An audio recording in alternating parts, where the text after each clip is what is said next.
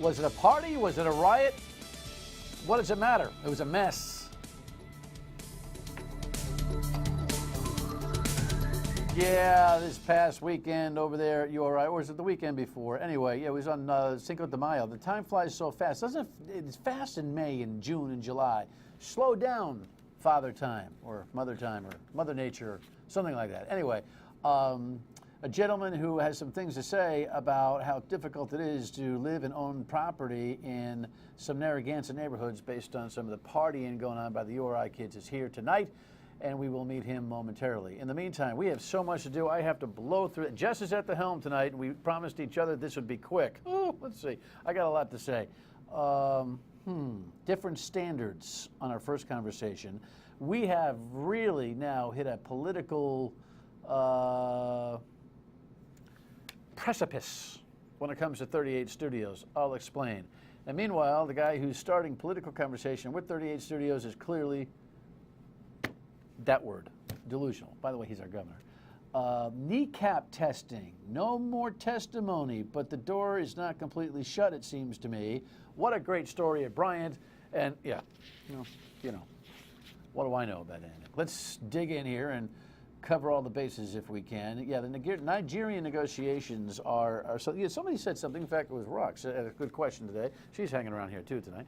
She says, how did those terrorists get all those kids? How did that happen?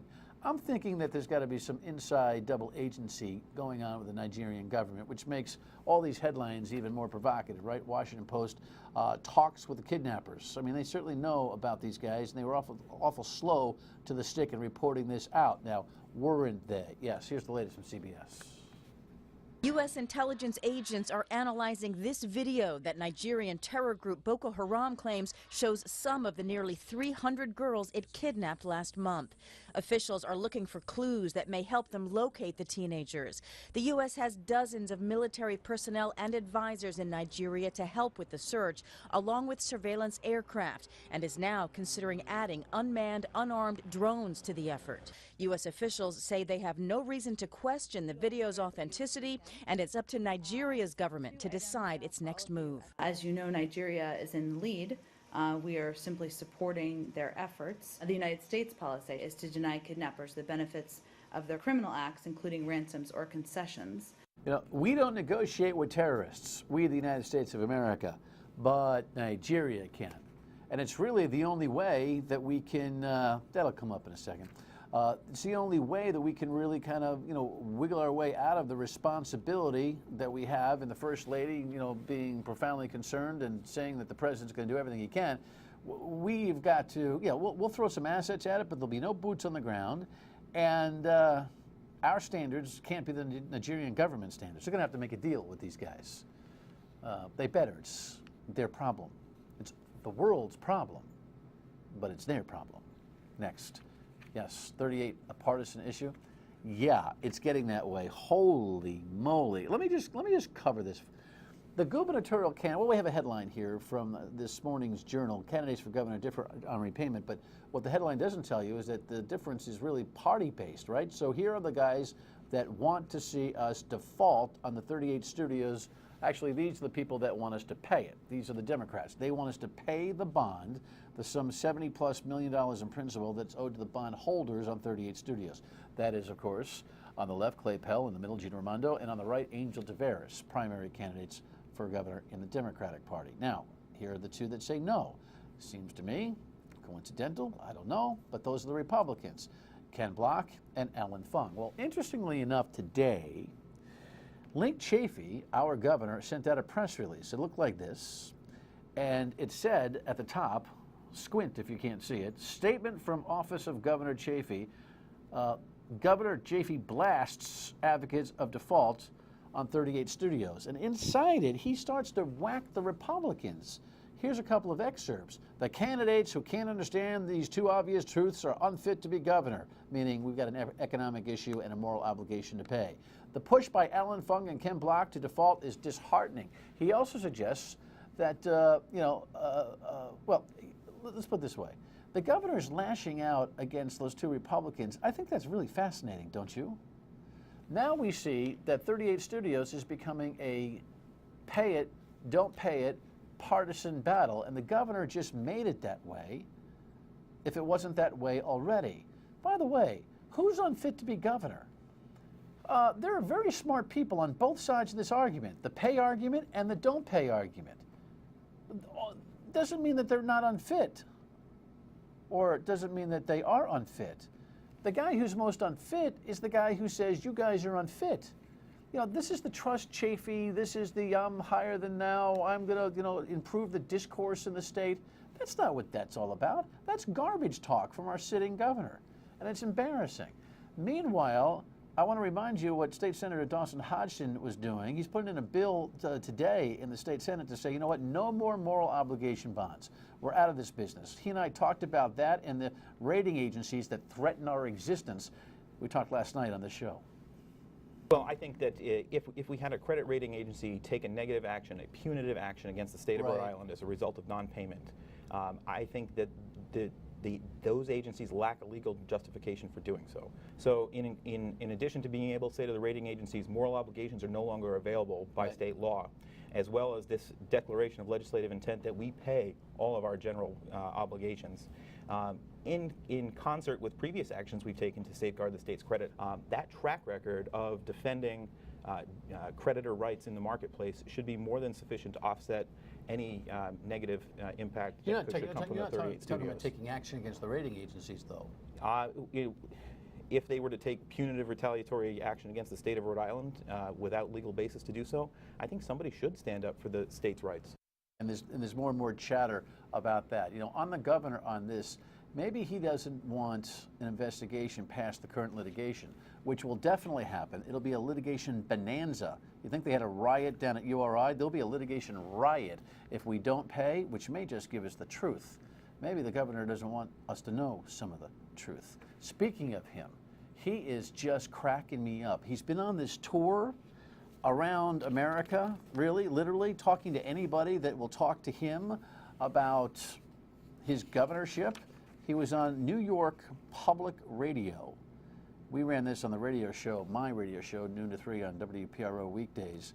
Listen to some of his random thoughts about why, when asked the question, your popularity rating is so low.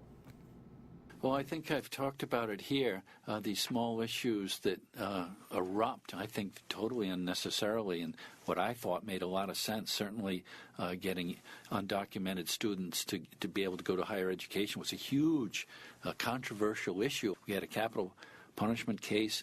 I've said over and over again, I'm opposed to capital punishment, and that erupted. I talked about the holiday tree and Christmas tree, just so nonsense, diversionary issues. The last thing I want to be involved is the war on Christmas. And then, of course, gay marriage, marriage equality. These are some of the issues that I think have been strangely controversial. Have you noticed nothing's his fault? I'll just leave it there.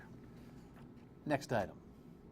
No more testimony. So here was the headline today in the Journal. Board will stay course on NECAP. That's the State Board of Education, meaning all the public testimony is over. The NECAP requirement for graduation for high school seniors is in place for 2014. But I remind you of a headline from last time around, like last week, where the Senate panel, the Education Committee, voted to postpone the NECAP requirement. So while the board has closed the discussion, the Senate continues to discuss. This could be a last-minute craziness in our school year, so stay tuned to that.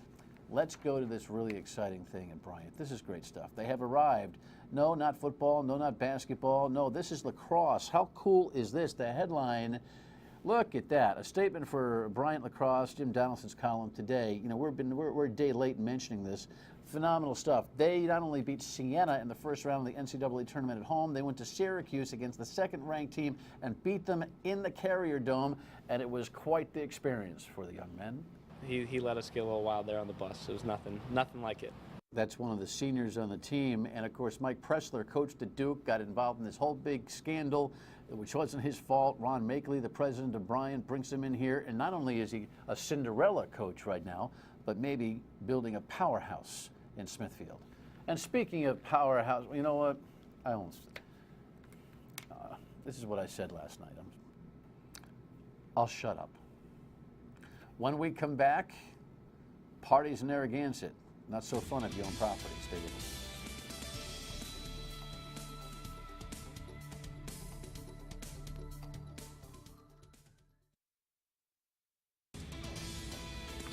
Well, you know, there's Cinco de Mayo parties, and then there are Cinco de Mayo parties. This got a lot of attention down in Narragansett. Here was the headline last week.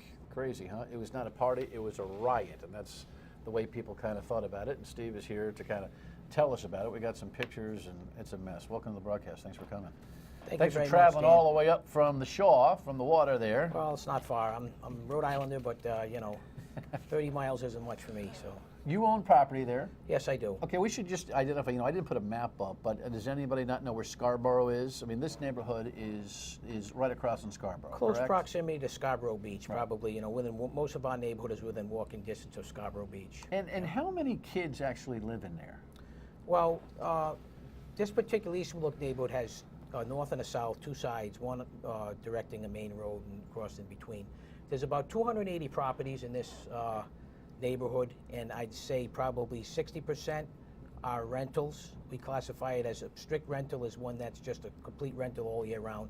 There's several out there's some year-round people, maybe 35 to 40%, and then there's some that just live there in the summer and go snowbirds in the winter, so they go to Florida. So And anywhere, you have property there yes, I do. that you live in, Correct. and do you rent as well? No, I do not rent. Okay, but you're the head of the Property Owners Association, Yes. meaning you needed one, and you've needed one for a long time. Yes, there's been an active association. I believe the plat went in late 70s, early 80s, or mid 70s, and there's pretty much been an association since the early to mid 80s, and I've been the association president. Is the for about 10 association years. does it exist because of the challenges with the kids, or No, just people just like no. to have a go-to place to talk about stuff? Yeah, I mean, we meet monthly, and we have a neighborhood playground. We have a couple of islands that we take care of plantings and cut the grass, that kind of stuff. So other than that, it's basically ordinary neighborhood association, except for this issue with the student rental problem. Right, That's our main issue. So on this famous day last week, Jess, you got a couple of pictures you can toss up and show us here. This was, I mean, take a look at this, folks. You know, the estimates are 800 to 1,000 people. There's a girl there with a crutch. I don't know what she's doing with this guy. I mean, this is Hammer City, no doubt about it. And it got there, I understand, really quickly. The social media aspect of this thing reared its social ugly head pretty fast, didn't it? Absolutely. I mean, I happen to go by. Let me preface by one thing, and this is actually the third time we've had an incident of this, not quite as this magnitude, but this is the third time in a row, 3 years in a row on this same particular street on Green Lane. This one just got totally out of hand. The previous two, we had a couch put on fire at one point 2 years ago. Last year, state police, Narragansett police, and South Kingston police had to intervene just like this year. I went by about 2 o'clock, as I generally do. I did speak with the police chief on Thursday. I said, you know, Dean Hoxie is the police chief. I said, Dean, could you please make sure our neighborhood is completely serviced, you know, because we always have this issue, especially on the Cinco de Mayo. I went by about 2 o'clock. It started to build. I had called the police on my own. They had come by, and they, you know, the dispatcher had said that, you know, we're keeping an eye on it. And I guess at some point between 4 and 5, it just exploded. On this particular street, I'd say 75% of the houses all were having parties all together, so it wasn't just, you know, there was so many there. The next street over had, so you probably had anywhere, probably within 2 streets, probably 500 or 600 kids easily. And Intimidating. it is. It's totally out of control. You know what I mean? And this doesn't only happen just on this particular one. Every weekend we might have a 100, 200, you know, anywhere between 50 to over 200 and 250 person parties that are quelled. They don't generally rise to this occasion, this severity, but it does happen. It's not just Eastwood, look, it's all over the town, you know.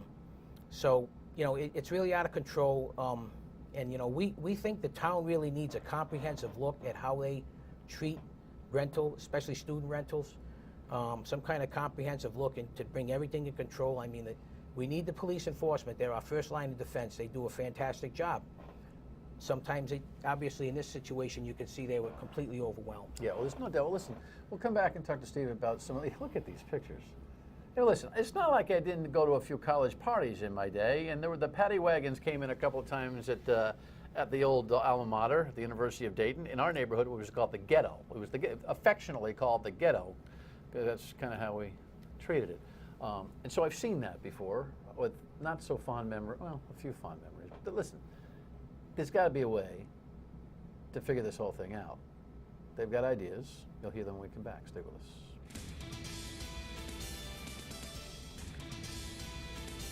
You know, Steve and I were just talking about incentives for the kids, and you know, the beach is so cool. It's Scarborough. You know, you go to college, you live down by the beach. But you were saying that the beach is not that big a deal because a few weeks in September and it's cold now. For the most part, the beach is after Labor Day. You know, not too many people go to the beach. I mean, September's a beautiful month, but I mean, you know, the weather starts to get a little cooler. So I wouldn't say that.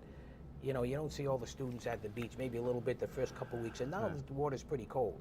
We're talking about, Steve is the Property Association president down there, Eastwood Look. Eastwood Look. This is right across from Scarborough where all these parties were. We got another picture and a tweet, which is outrageous. You know what? I knew I wouldn't be able to, and you probably have trouble on the screen unless you get one of those 60 inchers to read this tweet. What does it say, Jess? It says, easily one of my favorite picks. Dude took a bottle to the face and fought it off like a boss or whatever. This is the kind of tweeting. You have seen some really bad stuff. Describe it. You've broken up fights. Yeah, I mean, I've had to break up fights between people many times. I've had to call on properties. We have an organized crime watch, and usually in the fall, some of our members, maybe 8 or 10 people, will walk together, you know, walk at night between maybe 10 or 11 as a show of unity. And we've walked the streets with council members, kind of show some unity, and we see it right out in front of us. And the Narragansett town manager, I think, has been, you know, pretty sharp on this. Wants to double fines, double all that kind of stuff. Yes, good idea.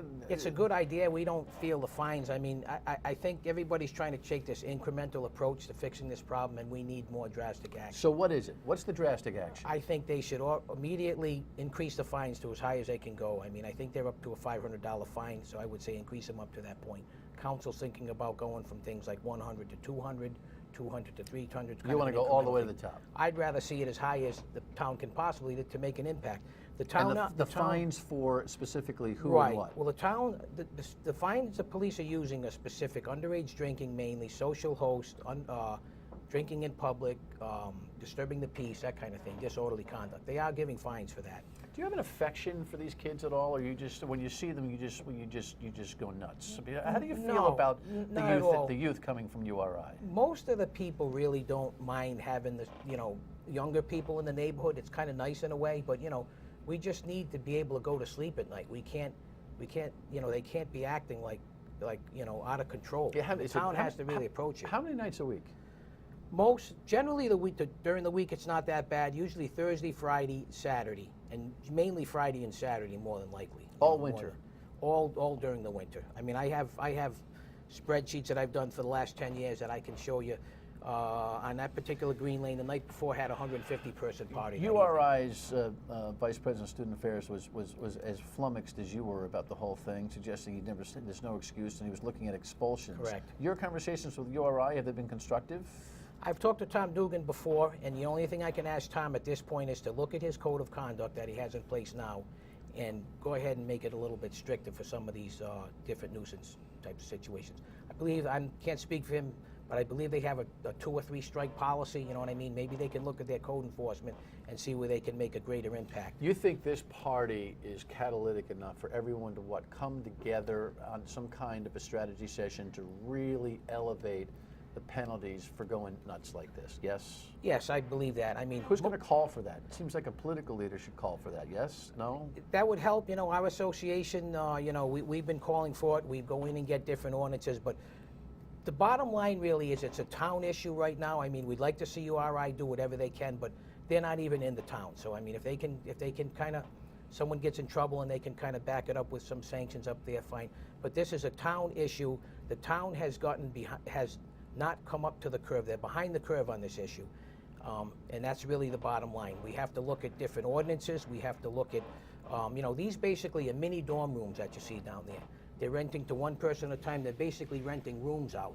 So we have to look at boarding house ordinances. We have to look at rooming house ordinances. We have to look at people operating these as businesses. These are mini dormitories. this is an investment neighborhood, and it's being marketing as an investment neighborhood. What happens is, every time, maybe a full-time person gets sick of it and moved out, it's being marketed as a good investment. You can rent during the winter, you can rent during the summer. It's very lucrative. Well, we need to put some pieces in place to stop that. It seems like you've laid down a platform. As you make some progress, come back and we'll bring some town officials in to talk about it. I'd be more than welcome to. Steve, thank you. Okay, Appreciate thanks, it. Dan. All right, thank you.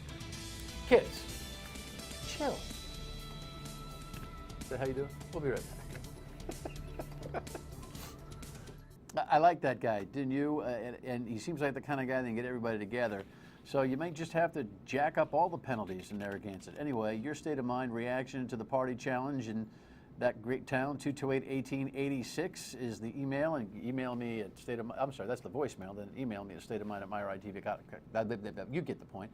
We have this tweet. Thank you for noting that the Central Falls schools are on a rebound. Indeed, they are. Yes, we had that young man, Jean Paul, who's on his way to Harvard from Central Falls, which tells you that if you have a will, there's a way to pursue excellence. We'll see you tomorrow on the radio at noon on WPRO and back here at 7:30 on MyRide TV. Good night.